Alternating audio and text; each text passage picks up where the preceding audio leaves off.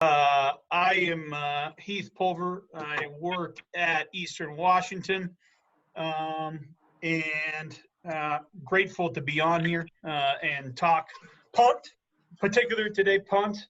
Um, Obviously, there's just one phase of the crazy thing that we do as teams, but just want a slight history from an influence standpoint. I worked in Montana with Coach Hauk. I have tremendous respect for him. When I was there, we were pro punt. I came to Eastern Washington then in like 8 to 11, and then we were shield punt with Coach Schmedding. And then one of my biggest mentors and biggest and one of my best friends in life, Coach Hammerschmidt. We were half man, half slide at Colorado State with him. And Coach Bryant came in, and he was a two-man shield. And I was the QC there with this SDQC with Coach Hammerschmidt and Coach Bryant at Colorado State. Like I said, I'm always trying to think maybe outside the box, try to think different formations, things like that. You can kind of easily do, but yet keep the same scheme. And so we kind of did a morph two-man shield there. And then I was at Cal briefly for a cup of coffee, and I was actually the offensive QC there. But Coach Regal, one thing I learned from Coach Regal influence there is that guy's got awesome energy and awesome juice, and he's himself. And that's something that I always try to never be anyone else, to try to be myself, because I think the players definitely know if you're you. So there's some influences there. And then Coach Best gave me the opportunity, gave me the reins here back again. He was the O-line coach when I was at Eastern from 08 to 11. And then he became head coach and gave me opportunity to be the ST coordinator. Okay. So one of our mottos is just ring the bell. We have a big boxing bell. Everything around a lot of our stuff is about boxing and fighting, MMA, whatever it is. That's a lot of our terminology becomes boxers or fighters, because we got to win our one-on-one fights.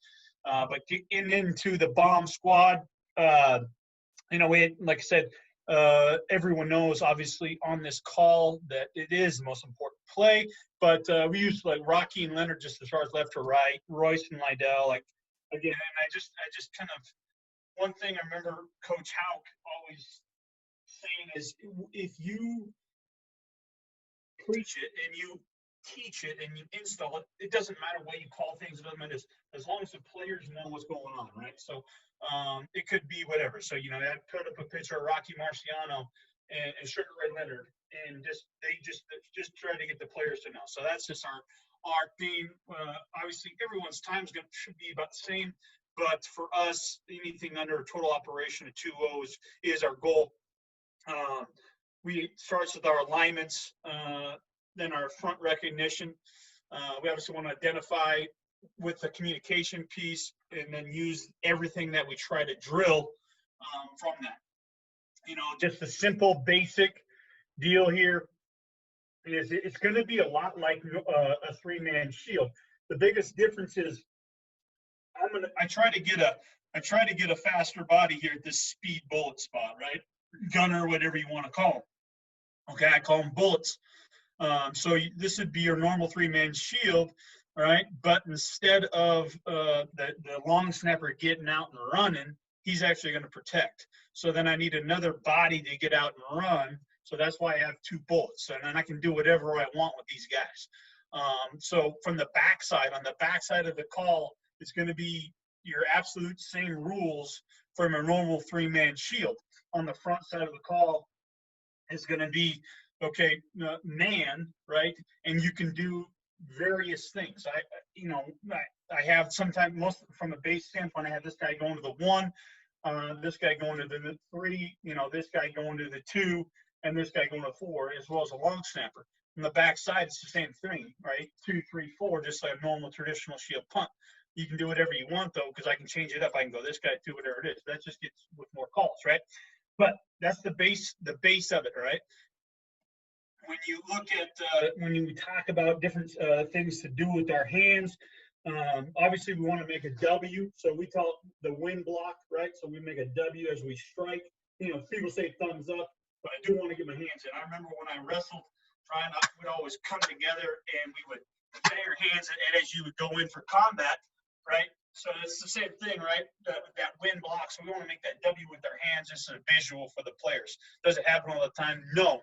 But if I can re-hit, just make the W with the hands, it gets their hands together. At least they're striking the chest, hopefully, is the goal, right?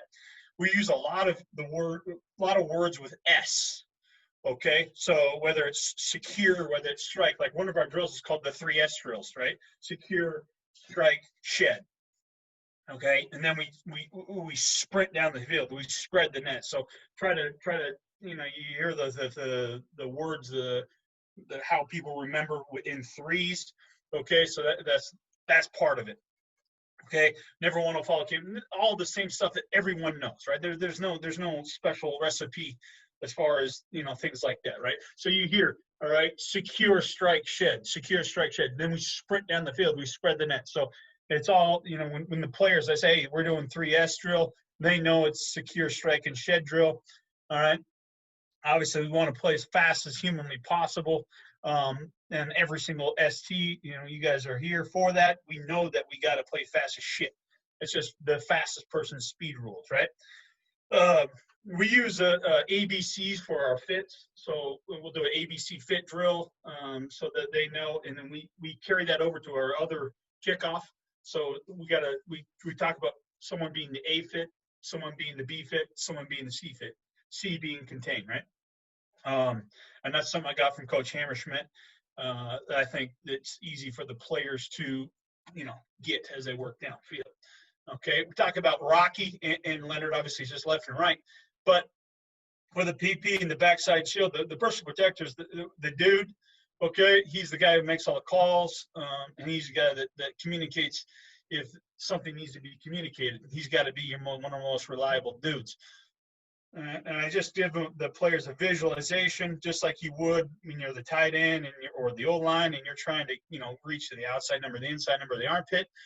That's just for visual for them. Okay, so Rocky directional right. As I was trying to explain earlier, all right, the right tackle, he's on the man side, so it's right there on the man side. All right, that's going. He's going to go to number 1 as a base rule. PP's going to number 2 body as the base rule. All right, the right guard's going to the 3rd body, and then the backside shield's got the 4. Also, okay, with that long snapper. The biggest thing here is the long snapper does protect. Okay, so what I do is this backside shield player, he is a lighter, tight end, defensive end body. He doesn't have to be a big, heavy offensive lineman in that shield. And I sell it because I say, listen, you guys hopefully will not get hit because this long snapper is working to that extra body. So he's actually going to be that speed bump or whatever you want to, however you want to label it. He's going to take that hit off you. All right, so then you kind of get some more guys, maybe a little bit more excited about playing the shield in the traditional sense of playing the shield. Backside of this thing's still 2, 3, 4, just as just as you would on any traditional shield punt. Now I can do a lot of different things. I can move this speed bull. I can move him on the ball, and then I move this backside bull off the ball. Now we have double eligible on the backside, and now he can protect this to 2. If the 2 doesn't rush, then he chips the 1 and gets the hell out of there. So there's a lot of different things that I end up doing. Like I said, probably I get reeled back in because coach is like, hey, we're doing too much stuff. Because I'll do some shifts and motions and whatever you want to do, but I just try to one extra wrinkle every single week. Especially if I know that you're going for us like Weaver, right? They're one of the top teams in the Big Sky, especially one of the top defenses. They force, if you look on average, they force probably 8 punts a game. And so, you think you're probably going to, as going into that week, you're going to have at least 8 punts on average. All right. So then I got to think to myself, okay, if I'm, I might need an extra 2 maybe to go to if these guys are dialed up a rush or some type of deal versus, whatever the base is or whatever the base they've seen leading up to that game. I got to try to maybe come up with 2 other wrinkles, knowing that I'm going to see a bunch more or probably put in the situation where we're going to force us to punt a handful more times. As it comes to coverage, we talk about the ABC fits. Just so your guards and your tackles, they're going to be your A and B fit players, depending on who gets out first. All right. The long snapper, after he's protected, he becomes the C fit, the contained fit to the field. This PP becomes the contained fit at C fit into the boundary. Meanwhile, you got your bullets. You got 3 bullets. Okay, the speed guys, they're going to fit up the returner somehow, some way. I don't give a shit how they get there, but they're getting there fast. The first guy's going to cut off the field, all right, and take a shot to the outside knee. And then the next guy's going to adjust whoever gets there second. The backside bolt, he's got to protect, so naturally he gets out late, just like in any other shield punt ever forever, right? If I'm going against someone who runs shield punt, and I know that the backside gunner or bull, whatever you want to call him, I know that I can probably force his ass out late, depending on their coverage. And so that's why I try to get an extra body. The whole point of this is to get the extra speed body in there, all right, besides traditional shield punt, and I get more athletic guys on the field. Punter's the safety. This backside shield player, originally I had him going actually into the boundary here. Well, then I got screwed and I got split up the middle. So then I said, well, I don't need that. And then I had him actually near, if you would on kickoff coverage, he's the top of the triangle. And again, he's not the craziest, fastest guy, but he's an athletic defensive end or tight end type body that can adjust and hopefully get you out of an oh shit situation. So a couple different looks, just as we, install it versus fall camp, let's say, we do go to the left or right, but just talking from a right mindset right now, that's just your simple verse 44, what we talked about, right? If teams want to start adding this fourth body, they want to start doing some different things, well, then I tell the backside shield player to make a stack call, because again, he's responsible for him, but also the center's responsible for him. So then that center knows he's gonna protect straight back. Ultimately, if the center kept protecting straight back, that backside shield gets there, what do you have? You have a 3-man shield if that center got a shit ton of depth, right? I mean, that's what it is. You're just getting a faster body out there than your traditional long snappers. Because, for us, we're going to ask our long snappers to walk on. So we're not scholarshiping guys right out the gate. And so we might not get the Rubio 5-star, 6'4" guy. We're going to get an in-state guy that's got to work his ass off, to get, for free. So those guys are going to, they need a couple of years in the old weight room. All right. Versus what we call floaters. Okay, versus floaters, we're going to account for the guys that are on the line of scrimmage. All right, so the tackle is going to go to 1, the guard's going to go to what we call 3, but he's going to the guy that's on the line of scrimmage. We're not just going to go to air. And on the backside here, we're going to go to the 3 down. Okay, the other guys are going to be the stack guys that we'll work to if they were to maybe walk up and rush. Those would be their responsibilities. All right, we got a Rocky versus an extra. Just as far as if they, some teams like, hey, listen, if this guy's on the ball, he's like, well, I don't need to cover that guy. He's ineligible. I totally get that. I bring that guy in. We'll tell the PP will tell him to come in, all right, and he'll bring that guy in as the extra body.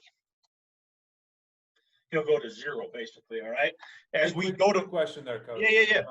On the back one with the floaters. Yeah. So just for your backside bullet there, do you have him step to the inside gap? I do. Make sure you don't have that. Okay. Yeah, I do. And honestly, not too many times is this guy going to cross his face. It's just to protect the gap and punch out. Just like you would if you were on a traditional shield, because that guy, he gets out anyway. So this guy, a high percentage of the time, if you watch your opponent's game film, is the contain player anyway. So his rush is, contain and safety, right? If it was like, say you're going versus a defensive lineman in like safe, and that guy's a big heavy guy, I might change that technique up and go put a secure or protection punch on that guy right now. So it can change slightly if it's a defensive, like a safe defense where those guys will come with heat. We'll change those guys up, right? Gotcha. Coach, Thank you. Yeah, Coach, hit me up. question about your stack. Yeah. Or I guess you'll be floaters. Yep. You're counting on the ball to off the ball. Yeah. Well, it really, when you get to it, we just talk about protecting. We kind of eliminate those numbers and say that you're blocking the man on the line of scrimmage. We're going to leave these guys for the shield players. So your count could be stacked right on top of each other. Who gets the lower number? Who gets the higher number? I mean, a tight stack like they're coming. If they're in a tight stack, the guards and tackles are going to take care of the level 1 first. The shield guys are going to take care of any level 2 players. Now, what might happen? What might happen is, say, on this floaters example right here, what might happen is, we've made it, this 3 call here, and we pointed. All of a sudden, these guys try to time up like a creep. What we'll do, is we'll just make a gap call, and then now we're just securing the inside gap. So that's where it would change on the fly like that. On the back side, on the front side, it's still going to be the front side. They're gonna, once they've made their point, that's the guy they're going to block. But on the backside, if they got creepers and that guy's trying to time up your snap, whatever it might be, they'll communicate a gap call, and they'll block the most dangerous gap to the punt point. That makes sense. When we get, I got some drill stuff in here, just because as you try to install it, and then we'll get to the game film. We use a like a rolled up towel. Again, we're trying to ball on a budget out here, so this is a towel, and we just covered it up in some athletic tape, and I just use it as your, hey, we say 6-inch step, and so you can step on that towel. You're not going to roll your ankle, whatever it might be. It's easy and it's cheap. So this guy, his first step, he's reacting to we're not on like a rhythmatic cadence. We're on the snapper snap, so he's got a peripheral snap, but we're stepping over. All right, we're securing. All right, we're striking, and we're shedding. So I got a couple examples of some of that stuff. Obviously, this is just individual, so this would be like the guard and the tackle and the backside bullet, just going individually. All right, he's got to get his head, then he's got to rip. We try to use the same terminology as our defense, right? Or as an offense. So if it's a receiver technique or a defensive technique. And so a lot of times this is going to be similar to a defensive technique, where on the backside we're saying rip, and on the front side we're saying tight over. But ultimately we want to get the rusher, all right, away from the block point. That's why we'd rip away, right? So this is just that's the guard, the tackle, the backside bullet going, and then he's got a long way to go. That's it. Front side now, if it's going to the left, then he's going to tight over, all right, just like you would tight over. And we just try to the towel is just to make sure that they give the kids a visual on taking a positive step, because so many times everyone knows that you watch shield punt or you watch whatever, the guys on the back side that get beat is because they're not taking a good first step. All right, and so the whole point is to try to take a good first step. That's the only reason I use a towel is instead of a bag or an agile, is because it doesn't need to be anything crazy. It needs to be 6 inches. We step over, they get the visual. I want him to work better hand work, tight over, and we're rolling. Okay. Now, I did this here. All right, so you got the back side here, you got the front side here, and just a little rabbit here, right? These are your 3 deep working. Fall camp, no pads. Day 2, whatever it is. And we're working in unison now with the guard and tackle. So we're working the guard and tackle, our secure step, all right, our strike and our shed, and then just a little vice fit on a rabbit. Again, you want to you'd love to work shit ton of coverage all camp long, but this is low impact from a leg standpoint, 15-yard, 10-yard drill, which is obviously the goal. To try to keep our guys fresh as possible, but all at the same time get the most efficient work possible, right? Now, when it comes to the shield work, okay, you got your PP and you got your backside shield. He's going to work here. What ideally I'd like, I started to say this guy put his palm on that guy's thigh pad or to grab the wrist. All right, and I've done them both throughout the different years. Okay, but you can see where they know he's that for that. So because I don't want spacing there, right? So he's giving the center a rip call. The center's working to the right. So again, and this would be the 2, right? And this would be the 4. He knows that this guy is his responsibility, but also, again, I'm selling this saying, hey, you guys, this is a tight end, a starter for us, whole deal. He's not, it's an easy rep for him, not easy, but he's not getting hit if the center does his job. Now we got some, you got some guys you're trying to become centers, and maybe a travel guy you need, and center might not do the best job, but your starting guy can do it hopefully.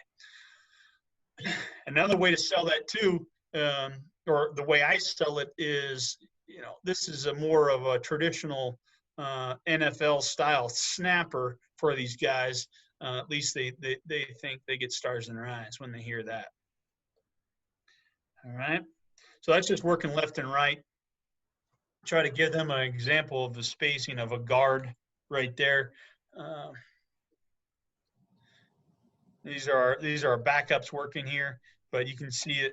I'd preferably like this hand on the thigh pad right there so that they know where the spacing is. And I don't want him stepping back on that cliff mentality. I do want him to go attack like that little target I gave him. I want his eyes, all right, to there. And then if someone came free, his eyes would be to the inside there. That's just working there. So this is our pods. We got the guard and tackle working here, the guard and tackle working here, and the middle guys working there. Meanwhile, I got the bullets working releases somewhere else, and I'll show you that film as well. Now we get to half line. Coach, so we got. Sorry, I'm interrupt you. Yeah, no, you're good.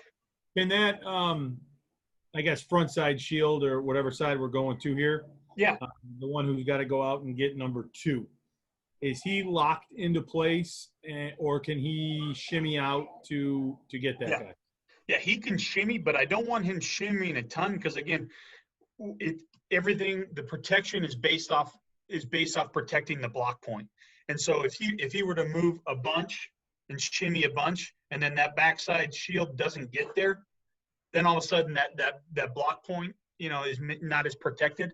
So I do want him waiting until about 6 inches or so in front, then he can go. If he knows it, like, again, that's got to be one of your smarter, more reliable guys. But he knows that's the 2, and the 2's geared up and coming. He's going to have to, all right, I don't want him getting run over either at the same point. So he still needs to his goal is to deliver the strike if that guy's coming with a head of steam. All right.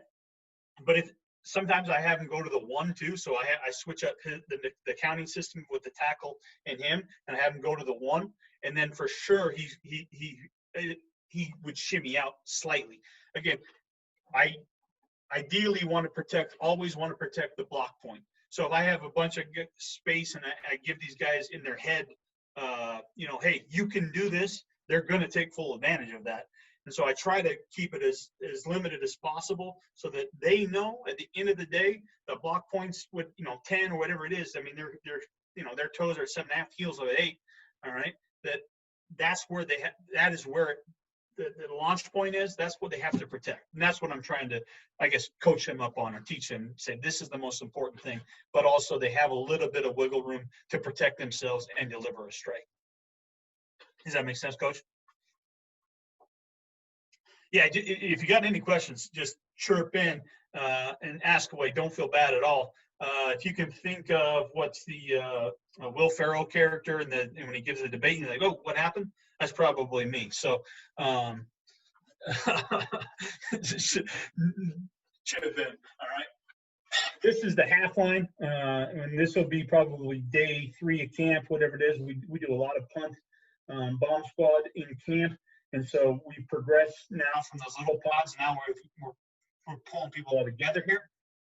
Okay, you can see in this far end, the bullets are doing release work. All right, here All right, I got my right side working the front side of the punt, and then my left side's over here on the other hash, all right, working the back side of that. So it's a half line drill. You can see that I got this guy going to the 1, this guy going to the 3. Again, this guy is responsible for 2. He should shimmy, work to the 4, also give the long snapper a rip call. Now, the long snapper in this case is, we're trying to convert him.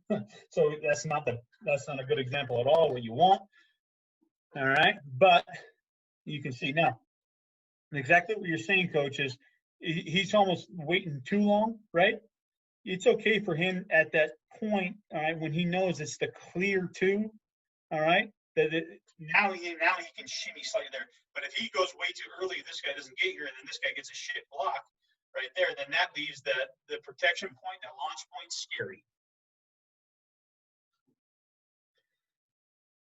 So we got our defensive linemen snapping again here.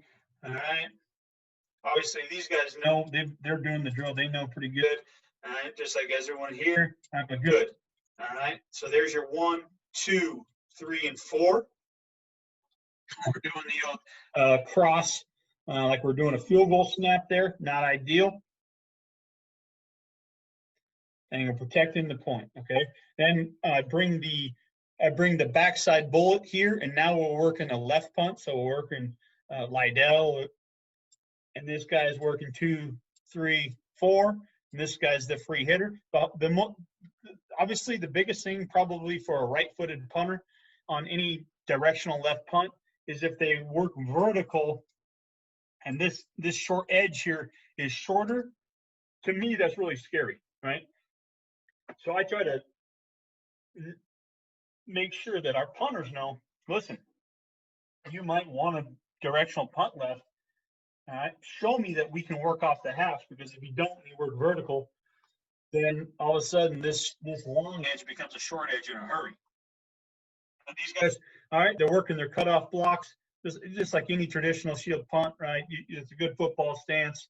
We want to be productive in our first step, cut off and rip through, deliver that rusher away from the block point. So everyone's trying to do that. This guy's trying too hard to do that, right? And get out. And then this is where, you would then work your A fit, B fit, and then your backside bullets going.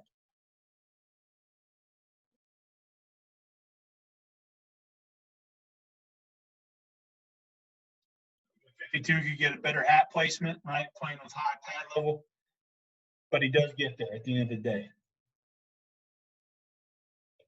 Like the punter here, even though he's not punting it, he is working off the line. That, to me, that's important on a directional left punt. And then our bullets, I'll give them 4 minutes or whatever it is. They're going to work different release drills. This is this very first day stuff where they're just working pad level and releases, and they work hands and then a late punch late to stack the guy. They'll work a handful of different things. And usually I've had the DB coach work with them as far as the tackling. But what I'm actually going to do this year is have a wide receivers coach. He's going to coach these guys up, because exactly what wide receivers do every single day, all right, is they get a release. And that's all these guys are – all they're doing is running a vertical route, trying to win, trying to blow the top off the route and freaking go. So that's what I'm going to have. I'm going to have the wide receivers coach these guys up this year instead of the DB coach, so that they're going to hear the same verbiage. All right. Then all of a sudden also, you start getting a couple wide receivers maybe rise up to the challenge too, instead of just DBs.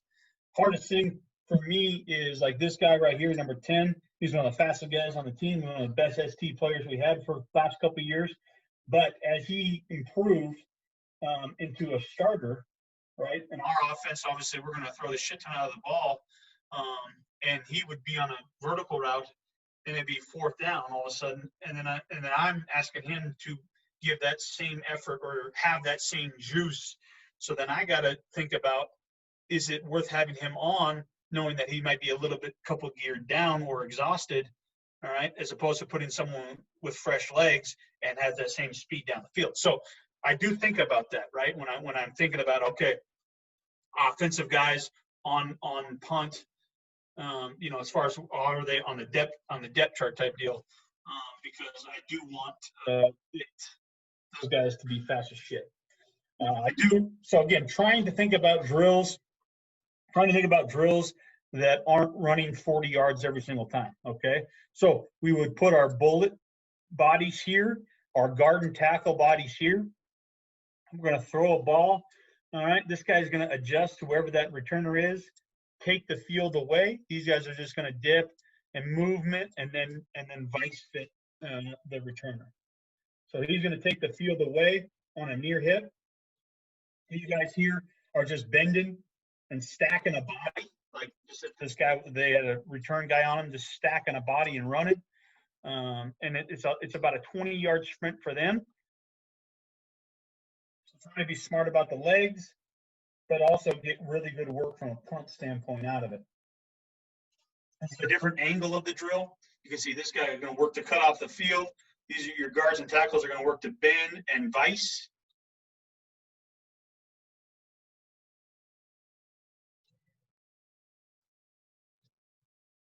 And I personally felt like it got what we wanted. We were able to incorporate the bullets with the bigger bodies in a fit drill.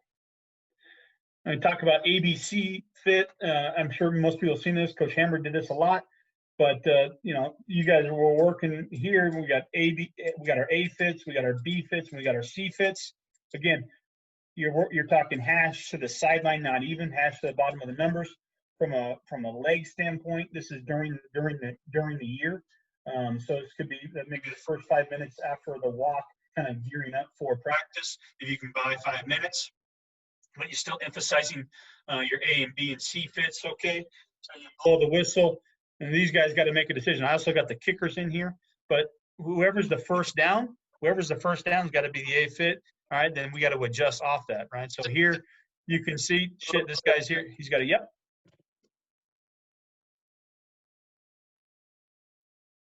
Do we have a question?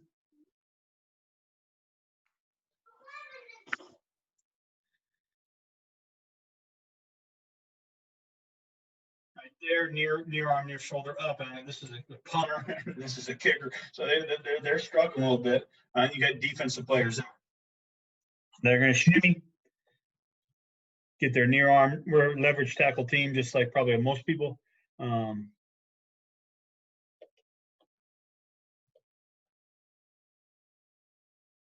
So that's just the ABC fit. All right, now when we get to our team drill here, our team cover.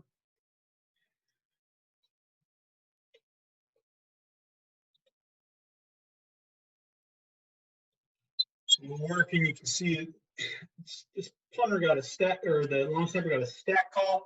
Working here, he's going to go to one. He's going to go to the most dangerous. So that's a tight stack, I guess, Coach Neal, right?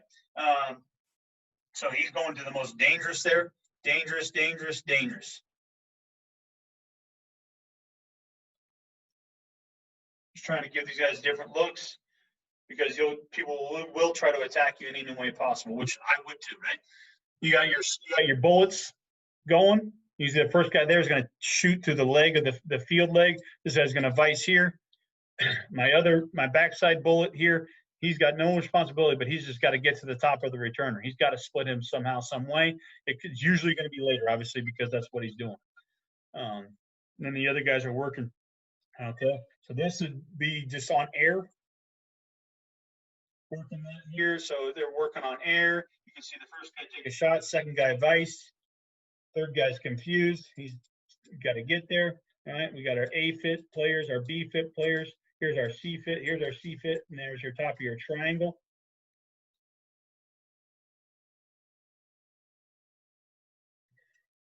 I got 4 examples of this. So again, this guy's confused. All right, he's got to go. This is probably the first day in half pads or tops. And so as we work progression, we're always going to probably start with punt the first 3 days of fall camp. This is what we're going to do. Bang, bang, bang. So that's just the net cover, spread the net drill.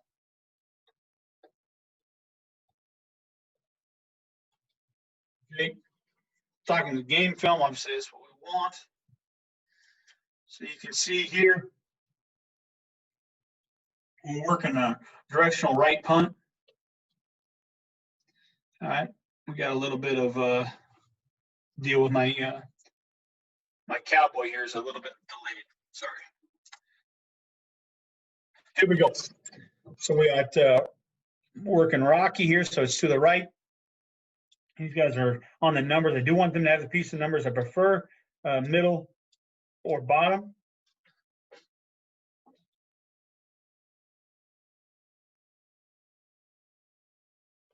We get to the end zone copy here. So again, you know, if they count this guy, I'm all good. He's got to go here. He's working here. He's working here.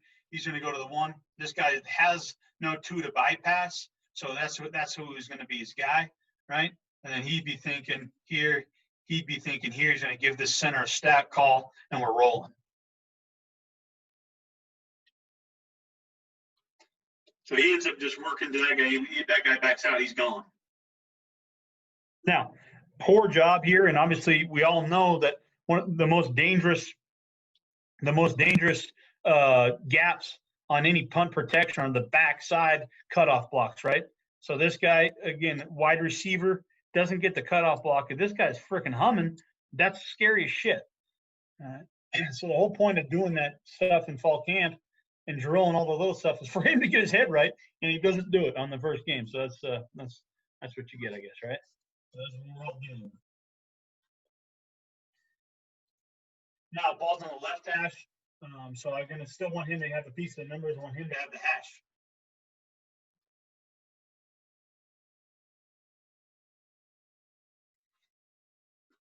Now, to me, this is a great location as far as if you're on the left hash punting to the field. You get that thing outside the hash, and we talk about for the punters and kickers, I say birdie, par, bogey type hits. Just most of them are golfers. They kind of relate. So as we grade through fall camp to determine who's the starter, they usually have a stroke wherever they're at, and from a competition. Someone might be one under, someone might be two over. But just so they know, as they compete daily whenever we do punt, they know from a location standpoint, being a directional punt team. Just kind of reinforce the importance of it, and it kind of gives them maybe a little bit something to relate to and have fun with it. Now, in this one, this guy doesn't have a one out here, so this is his one. So he's going to his one. This guy's bypassing the two to get to the three. Should give him a rip call or a stack call because you got two stacked bodies right here. They're going to cut off. They're going to cut off. And I know this isn't the best view, all right, for teaching, but we're all adults. And I know Coach McElwain would probably rip my ass for showing a non-good teaching film. To him, is always you always show examples from the way the players see it, right? And so I apologize for that.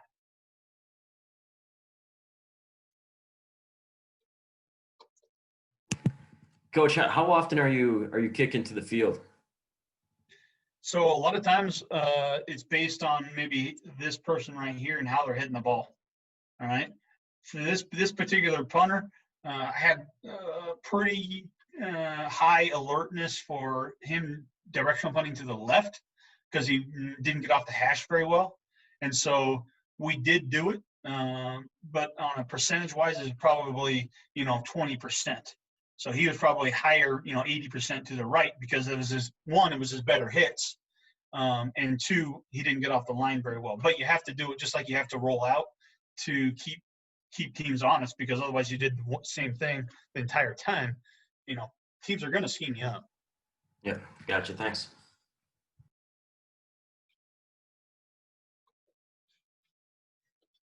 So he'd be going to the one.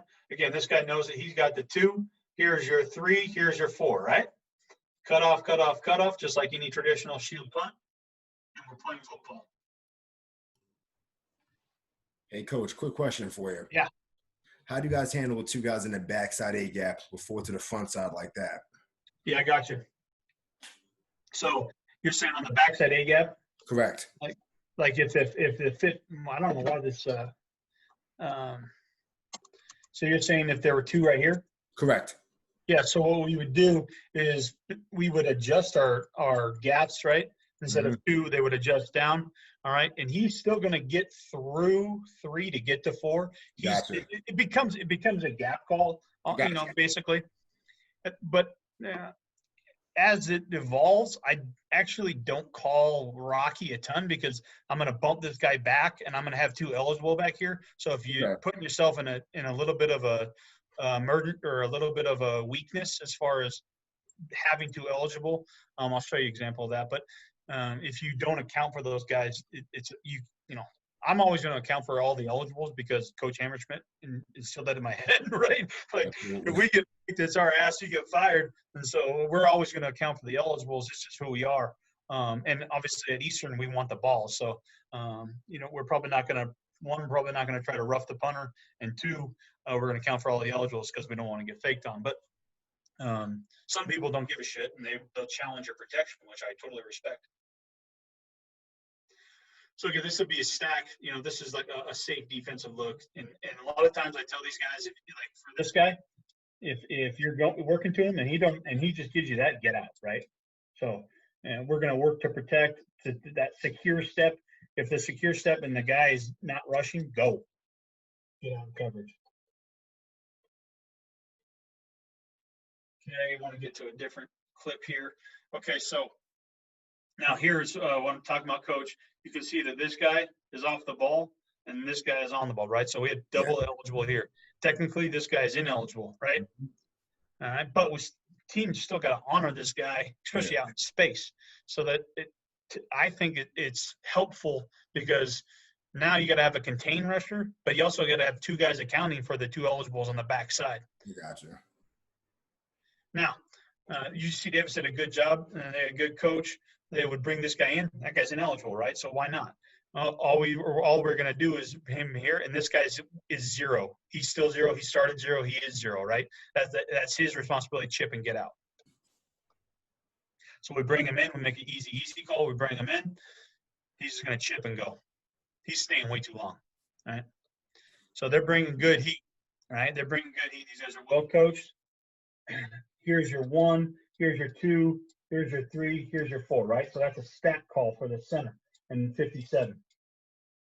We know we got to cut off here. We know we got to cut off here. This guy, body language, we're going to have to lose ground on this step to probably rip through and force that guy outside of the deal. Now, on the backside here, again, these boys are both eligible, and he's ineligible number, so that's another thing to think about.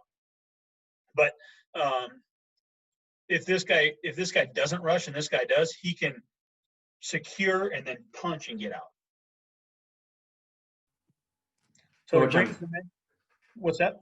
Got a question for you. I kind of playing devil's advocate here. Yeah. So, sorry about that, but You're good. let's say that the guy that's over that speed bullet stays out there, and they creep a guy from the backside to the front side. This guy, like one of these. Yeah. Yep. Yeah.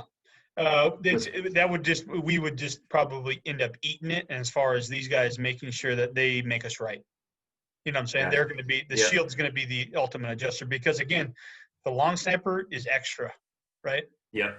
So if that's you your just safety valve. Yeah, exactly right. So technically speaking, right? If you have this picture, let me remove that guy out of there. If you have this picture, I don't know. If you have this picture, let 39 walk up here, and then one of these guys did this, or both these guys switched here, we would make a rip call for sure. If you end up having, say, 1, 2, 3, 4, and a 5th, then the centers know we make a call for the center to be on his own on that 5th. Gotcha. Okay. Yep. Thank you. And then 57 knows that 4 is all him, right? The 4th man. They're both solo. Yep. Yeah. It becomes man for man in that aspect of it. Have you ever seen any where you get nobody in the backside A gap to try to goof your guys up back there? Especially you might see a looper or something like that. Yeah. I think I put an example on it. But if I just have to see it, and then ultimately again, I try to just, if it's funky like that, I try to just say we're going to make a stat call, And as that center works backwards, he ends up picking up he's kind of the putty, right? He's the putty. So he would pick up whatever, and there's been examples of us doing shitty at it, to be honest with you. And we're not great. So like here, terrible job by the center, right? So this is a stat call. The center's doing a poor job, and he's barely getting any protection. And all of a sudden, that guy, is able to loop and get into the punter's periffs late. The whole point of being connected here, so as far as the thigh pad or the wrist, is to again not allow this potential leakage right there, right? So that's them bringing really good pressure. And this is, I believe, Montana doing a walk-up. So they're going to walk up right here. We've already made the call here. He's already working here. So 3 and 45, I believe, walk up. All right. Now he ends up re-pointing and re-communicating. That's his point. So these guys, again, are the putty guys. And because they're, 7.5 yards away, they're able to adjust. Now, I also, so again, I change it up. So I don't do the same thing every week. But some weeks I'll go into the week and I have him blocking number 2 instead of blocking number 1 every time, because obviously teams are going to pick up, right? And so a lot of times this guy's the contain guy. He's not coming with a shit ton of shit. So he knows that he's not going to have probably – but if he comes, obviously he's the one. He takes him. He's taking 2, and he's trying to get to here, and there you go. Still a little loose, but, sometimes even big 3 heavy-ass 3-man shields. Well, here, the biggest thing that hurts you here on any directional, especially, we're definitely trying to be very directional from our formation here. As if it's a miss hit right here, you got to obviously know the next year I had a punter who always miss hit to the left, and so then I adjusted my formation and didn't do the stacked guys into the boundary. I made that guy off the ball into the field as a safety net for my own coverage. So I just adjusted it. Same rules for the guts, but the bullets are coming from different spots. But so here the punter's got to be saying left, and hopefully your A and B fit are able to get out there. So again, I did put a couple just this he ends up coming over here, and all that is the same thing that we've been practicing, and I'm showing you. It's just it's a movement. Sometimes for me, my years of doing it, I would, if any type of movement or shift, sometimes got us out into a safe call. That's why I did it. And you can see this bullet here is getting double teamed, he's getting his ass kicked, and this guy's able to run free at least. My movement man. So, but he misses the tackle, right? So anytime, just like on anything, if you're gunners or something, your one guy gets caught up. Hopefully, you've practiced your coverage and you've spread that net well enough to where these guys can next level of coverage can adapt and fill in and make the tackle. Obviously, these guys are really good. I did do a shift in this game to get to, again, so this punter is the punter I'm talking about. This is the 2 years ago. He would always miss left. Okay, so this is the same call, Rocky, right? Here's your 3-man side here. Here's your front side bullet, and here's your speed bullet. I started putting this guy on the backside, all right, because I know that he would miss-hit it to the left. And so we were getting a couple of returns on us for some not positive net. So I started to adjust. I just had to adjust based on obviously what you have, just like everyone has to, right? So you have to adjust your scheme. You have to adjust certain things based on the players you have that year. Obviously, you're going to try to recruit the best guys, but sometimes you got specialists that are walk-ons, and they're making their money. Good job here. So, Coach, some people might ask, hey, what do you do with 2 outside? I have this guy. I want him to lose ground, work through 2 to get to 1. Because the PP knows he's got the 2. So in a traditional man return scheme, right, someone's going to have to adjust for him. Someone's going to have to adjust for him. Someone's going to have to adjust for him. Someone's going to adjust for him. Someone for him. So you're going to have a contained player, and then the extra body if you're trying to draw up scheme stuff, it's going to have to come from the middle if you're trying to do it that way. Traditionally, speaking man for man type return.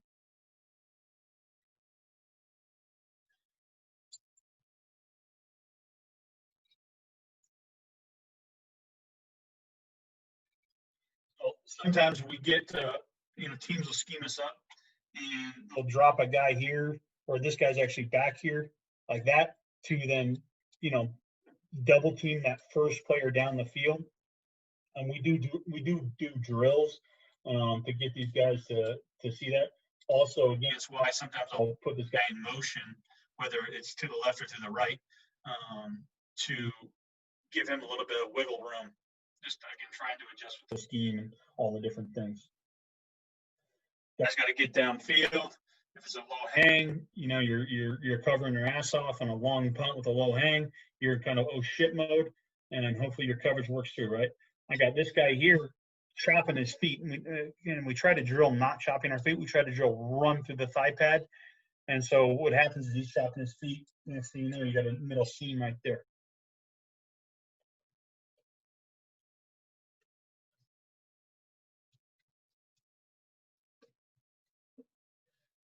So again, this is to the left now. And again, they're bringing a guy in. So my PP didn't feel comfortable, so he brings him in. And now we're working to the left. So you can see that he's in the ground. This kind of what we talked about earlier, as far as that PP given, as far as shimmying his feet. So he's steady, and then he shimmies to contact, right? That's a clear picture. So these guys are trying to attack the A gaps. 93 does a decent job, but what is in the next day, we're gonna say, hey, you're delivering that man to the punter. The whole point of working, get your head across and rip out, is to deliver that man away from the punter. So that's something that, and then we never, you see that I believe the snapper ends up hands ripping and throwing that guy into these guys. That's not what we want either.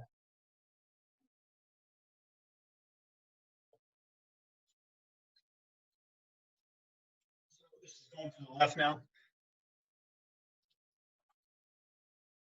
So you got two in the gap here, right? So you got two guys in the gap here. He's going to get to 4. He's going to get to 3. He's going to have to lose ground. And then his ass here, there's his 3. He's really got to lose ground to be patient. But again, this is a wide receiver.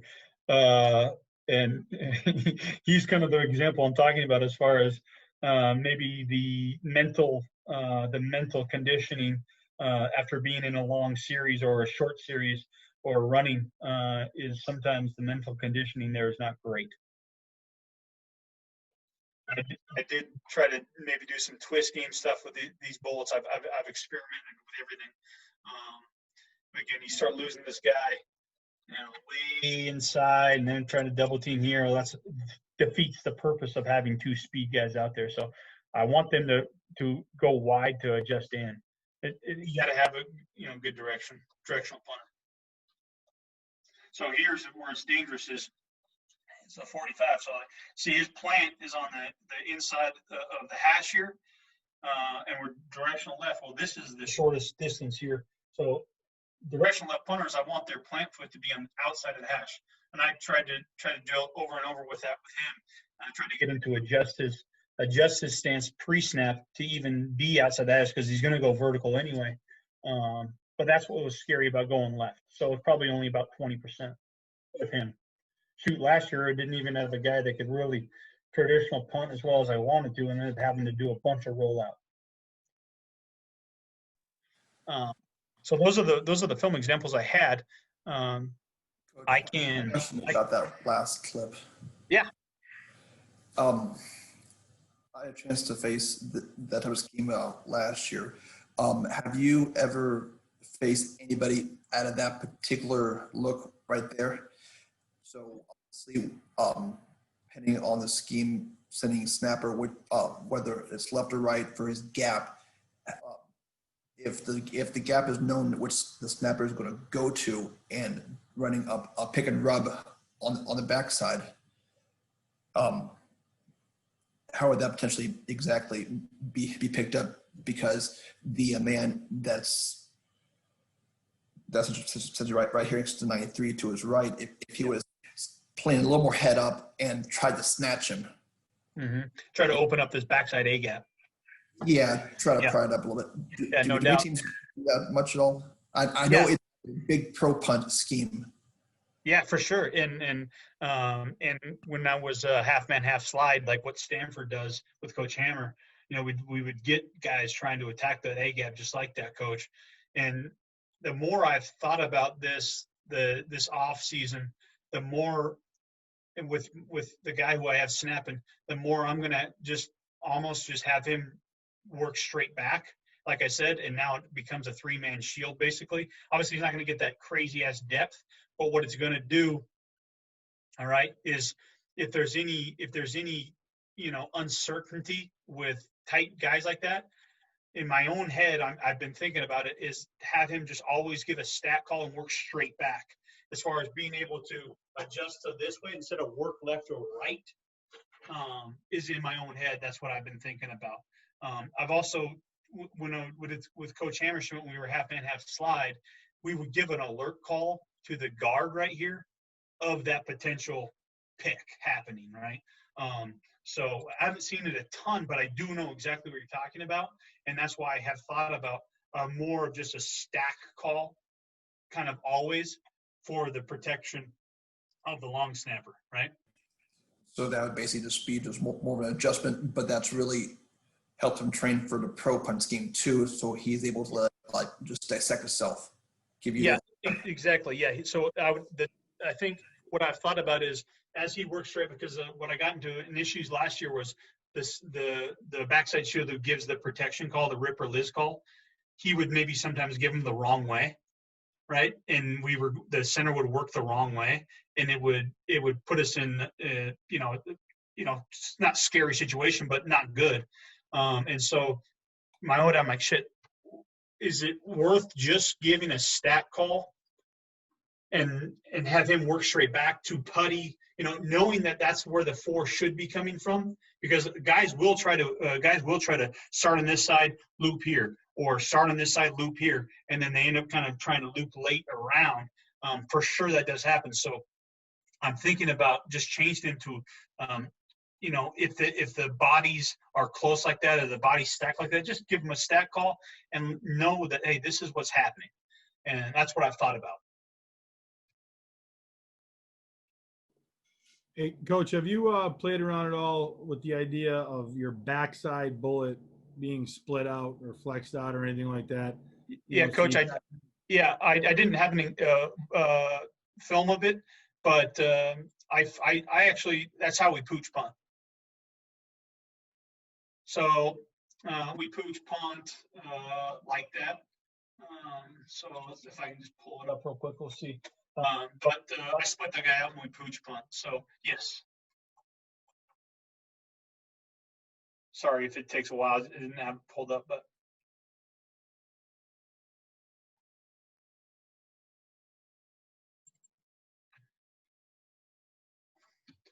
So we pooch punt just like that, right? So I have him split out. There's my backside bullet. There's my frontside bullet. There's my speed bullet. And he's off the ball. It can be sneaky too, because these guys are both on. He's eligible. He is eligible, and this is actually an eligible number. But obviously, you're going versus safe defense. You're basically counting on getting safe look against that. Is that kind of what you're? Well, if someone wanted to come out, and yes, I am counting on getting a safe look. But if someone shows where the numbers are here, I just bring them in. So. Yeah. So the biggest thing for me is when we were at CSU and kind of doing some of the stuff, the long snapper released, and we didn't have an athletic enough long snapper, so we changed it and had him protect and got an extra body out, basically. But that's, I guess, what I got. If anyone had any more questions, Shoot. Yeah. How does your and this could be a long answer and I hear you. It's all good. But how do you adjust your protection for the rollout punt? If you can speak to that. Okay. Yeah, I got you. Let's see here.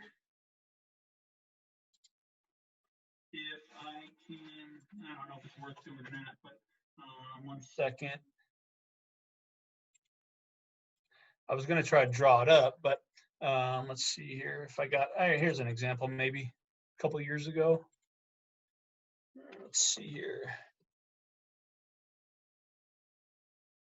A backside. This is just, I do it in a bunch of different ways, to be honest with you, because I have about a formation of the week.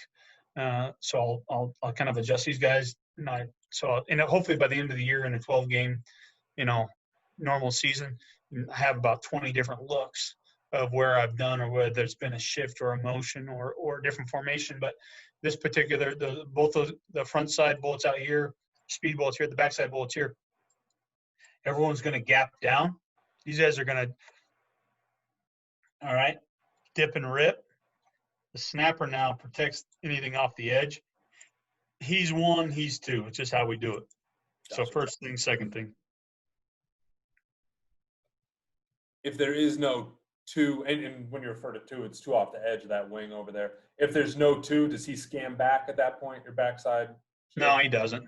Okay. I don't have him scan back. I don't know why this is cut up, but I don't have him scan back. I don't. And maybe I should, but the long snapper is picking up any trash off this edge. So if it comes from anything interior, which it has, I've had some poor blocks. Mm-hmm. This guy's on the move, and the whole thing with any type of rollout is what? You're changing the block point, right? That's the goal with any type of rollout is you're not saying, hey, these guys aren't practicing all week long. The block point's at 10.5 right here. The whole point of, for me anyway, the whole point of rollout is to change the block point. So it's ever moving, right? So you can't, it's hard to drill from a pump block standpoint. The other thing that I do that I've had, and I know some people do this differently, right? So some people will all go gap out. Mm-hmm. Well, because we're kind of colliding heads here. So these guys are gapped down, right? And he's like this. So these guys are dipping or ripping. These are different. Well, instead of these guys working to get back out this way in their coverage lanes, I actually exchange coverage lanes, right? So these guys are going here. Now he's going to be the frontside A fit. He's going to be the frontside B fit. He's going to be backside A fit, backside B fit, or however it works out and however they get out from a first out rule system. This guy's here. He's going, right? These are my bullets now. And there you go. So that's one slight wrinkle. You can see those guys working that right here in this example. You can see 93 and 89 working to the exchange A and B fit on the backside. Normally they would be on the right side, right? Because they're the right side guard tackle. Right. I like that coverage. That's interesting. We have to do it also because we have a shit ton of wind that goes right now we're punting into a very strong headwind, right? So that's another thing probably we would do rollout based off that too. So we do it to change the block point. We do it to, we do an end over end kick with the theory being that it can slice through the headwind better than a roll out. It's actually a spiral. So I know there's multiple ways of rolling out, and we got all these Aussie guys coming in and taking over, but we are going to go end over end and then, try to do the best we can with what we got. So we see a bunch of different punt formations and techniques in our league. Montana State, they're the old kind of Washington with Coach Choate. And so they're, guys everywhere. And you have to basically, you have to do a really good job of trying to get a body on a body and account for all of their different formations and know who's eligible. And they'll definitely keep you on your toes. So we see a bunch of different formations from them. And, everyone's kind of doing different things now. So it's kind of a nice thing about being ST coordinator is you get to drink that coffee and try to come up with a good plan Saturday and Sunday and Monday. So no doubt. I guess my last question, just something I've kind of been investigating with your gunners. I noticed their staggered kind of wide receiver stance. Have you played around with being square stance, and why did you decide to go with that stagger? Yeah, we used to teach it square stance, and from a drill standpoint, taking a good first step and things like that.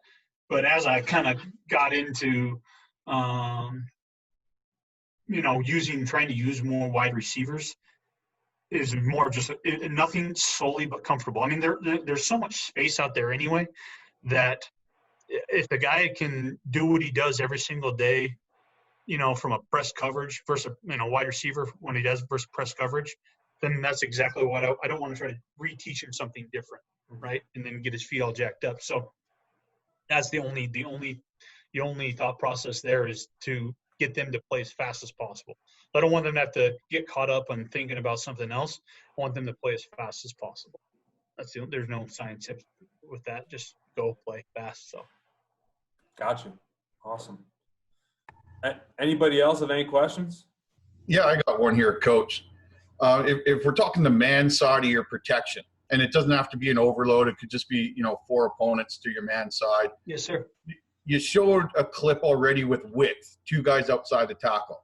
So if the tackle is covered in that as well, and you've got your double overhang out there, how much are you talking about just blocking the structure, changing what your tackle in the back row does, and how much are you trying to match first level guys, take first level guys and identify who the floater is and leave those guys for the back row? So do you favor whether they're static in it or they shift to it? Do you like to identify who the floaters are, or are you strictly block the structure? Yeah, the biggest thing we try to emphasize, right, is the communication. So as long as the personal protector and the backside shield know what the guard and tackle are doing, like where they're going, then they know who they have to get to, basically. And the PP is a little bit of a putty guy as well, but at the same time, like we try to overemphasize them communicating, right, in fall camp and during the week. Like we try to communicate the point. And so as long as they made the point and they know the structure of what we're trying to do, the other guys should be able to, on paper at least, adjust to if the guy made the wrong point, that they know, hey, this is the guy we're going to. But as simple as we try to say, hey, if you're the tackle, you block the first body. If you're the guard, you leave a body, and you block the next body. Other than that, the shield guys are sorting it out. Does that make sense? So tackle blocks 1, and the guard blocks 3. Or he bypasses a body. Excuse me. Tackle's like, hey, this is the first body. Wherever that freaking first body's at, he's going to that first body. The guard's like, well, that's his first body. I'm going to bypass the next body. I'm going to go to unless there's only 2 guys on, unless it's like safe, and then they're going to go to the only guys right there. So we try to make it simple. Try to overemphasize the communication, and then the back end, right, will adjust if they need to. Hopefully, it's the other hard part is as you're trying to teach your guys, and it's game week, right? It's not fall camp, whatever it is. It's game week. And say it's game number 3. A lot of times you don't have a good example of a team going versus punt, right? Excuse me. So what you're going to have to do is try to, imagine basically. Sometimes what I have to do is try to imagine. I try to find a shield punt and show the rushes that other teams are going to, there are different pressures, and say, oh, this is the pressures that they've shown. Now, can they do this versus us? They can't, but this is some tendencies that they like to attack the A gap. They like to attack the snapper, or they like to bring 2 outside and twist.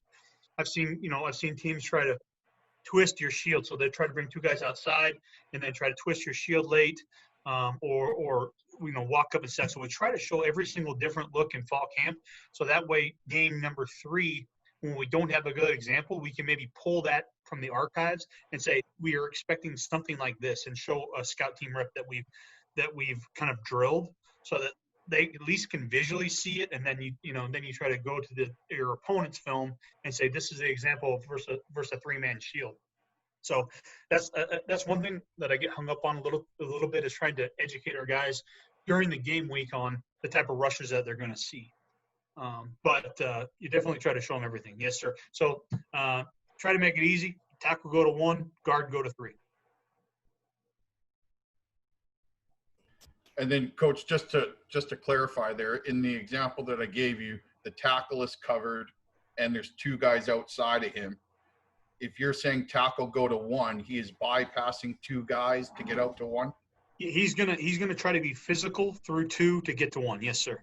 Okay. So he's gonna lose ground, right? He's got to lose ground because that 1's wide as shit. Probably wide as shit. But he's going to have to lose a little bit of ground. He's going to work through 2 to get to 1. Meanwhile, the PP's behind him, knowing where the 2's at, and all of a sudden the tackle doesn't get to 1. Well, guess who gets to 1 now? The PP. Exactly. Yeah. Because the 2 got picked up. Perfect. Thank you. Yep. You know, Coach, just sorry to jump in there, but it's interesting that you bring that up, Coach Jackson. I had never seen that before. And then our bowl game against Charlotte last year, they had their best punt rusher out there. And what they were doing is they were looping the 1. 2 would go first, and 1 would loop behind, and it was putting the end guy in a bind. For us, it was our end because we're a 3-man surface. But, you know, we had to tweak our protection to cover up for it. So that's I just seen that. Interesting you brought it up there. Good point. Yeah, and then one of the other things to do, Coach, I'm sure other people do, is I try to give an alert on, most of the time teams usually use, like you're saying, the same guy to rush, right? Whether it's jersey number 14 or whatever it is, and sometimes he's always on the edge, or other times he's rushing the A gap, whatever it is. But if you study the game film, like, listen, this jersey number, and that's another thing that you can communicate, like you're saying, Coach, with your players is 14, wherever he's at, is one of their rush guys. Like, just as far as an alert, hairs on the back of your neck type deal. They guys, 23 is their freaking rush guy. We expect him to rush in the A gap, but if he's, whatever it is. But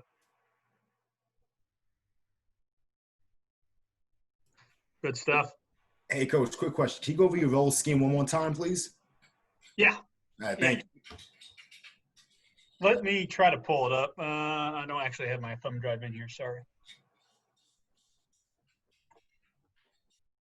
I'm going to go to last season, because last season we did it a lot because we didn't have a punter that could go traditional.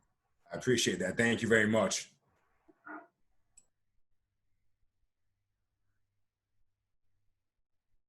Oh, we're not in 2020 yet. We should be, right?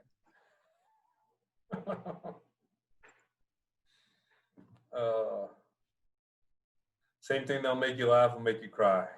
It's been a little bit of a blessing for me because I've got a brand new newborn. So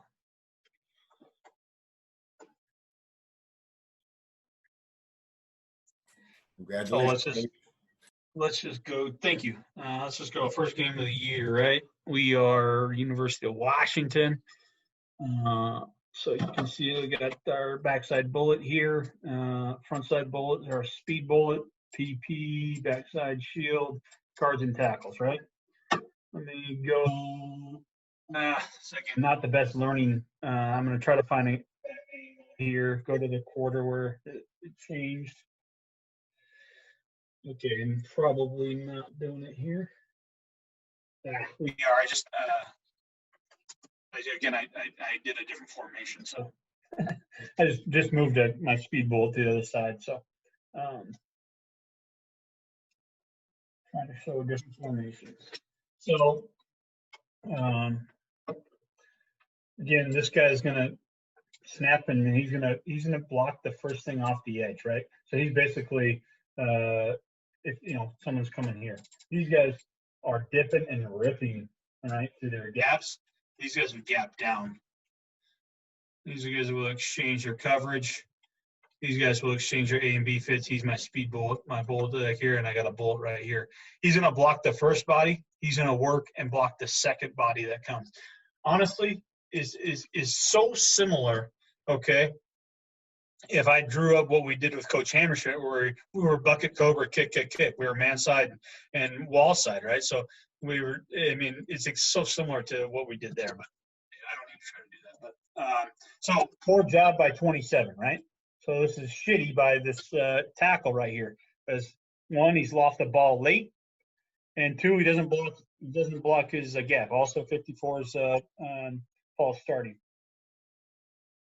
and then 38 again probably should only go here. He doesn't need to worry about this guy looping. He's trying to do too much. Block down, block down, block down. The 4 will be there. 89 will come. Right, so 89 ends up being a little bit of putty here. All right, you got this guy coming hot to the block point, but the thing about moving the block point is it's moving. It's ever moving. So I don't know. Because again, as far as rolling out, the block point's ever changing, right? So it's probably why it's so popular too, because it's a little bit of the safety net as far as, you know, traditional punt type stuff. That block point's always moving. So 54 jacks it up by false starting, and then that guy's looping. 27 doesn't do shit, doesn't block the gap, and 38 is doing the wrong thing. So if you want a good example of not to do it, there's one for you, Coach.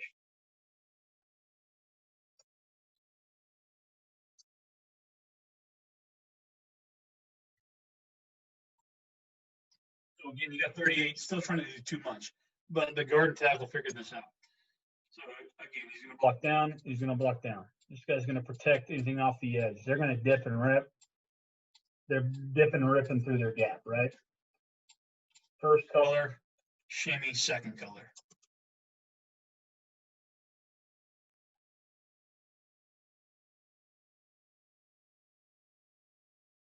Is that okay, Coach? Awesome. Thank you very much, Coach. Appreciate that. Right on. Well, anyone else got any other questions?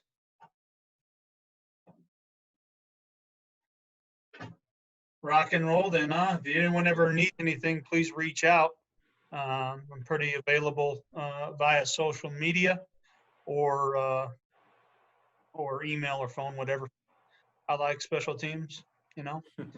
If we do, like I said, if there is a convention, I always try to do a special teams gathering of coaches. So usually not a ton of X's and O's, but there are little breakout pockets, but it's usually with a couple suds. So appreciate you all having me on, and hopefully everyone's safe and sound. One thing we are doing right is getting really good at recruiting. Hey, call me. Hey, call me. Hey, call me. So I guess that's what we got, but we can keep doing these. I appreciate it, Coach. I enjoy the stuff that you put out on your Twitter page, and it's good stuff. I like it.